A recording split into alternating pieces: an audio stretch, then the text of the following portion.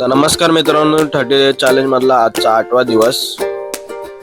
सकाळचे वाजलेले 5. तर तोंड वगैरे धुतलं आणि मग आंघोळीला वगैरे गेलो, तयारी वगैरे केली आणि मग निघालो विरारला जायला. तर होती भाऊबीज, त्यामुळे मग निघालो विरारला. तर गाडी वगैरे काढली आणि पोचलो अंधेरीला.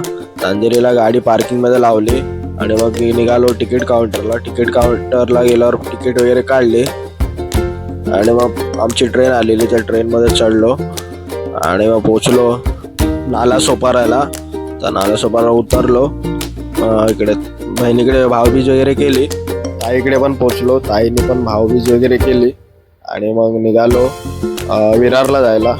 फायनली आत्याच्या घरी पोचलो आणि इकडे तेजू मेकअप वगैरे करत होती आणि मग भाऊबीज वगैरे करून घेतली आणि मग पुन्हा निघालो घरी जायला. तर रिक्षा वगैरे पकडली आणि मग पोचलो विरार स्टेशनला.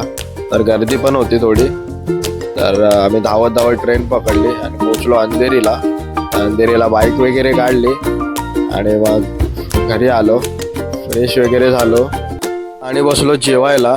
जेवण वगैरे झालं, संध्याकाळी उठलो, फ्रेश वगैरे झालो, मग देवाची पूजा वगैरे केली.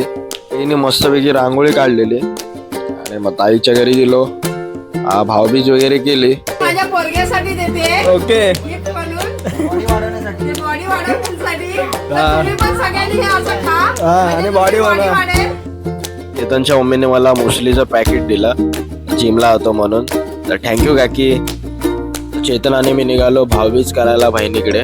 तर बहिणीकडे पोहोचलो आणि भाऊबीज वगैरे करून घेतली आणि मग निघालो हिरानंदनीला, कारण का बहिणीला बॉम्ब वगैरे फोडायचे होते.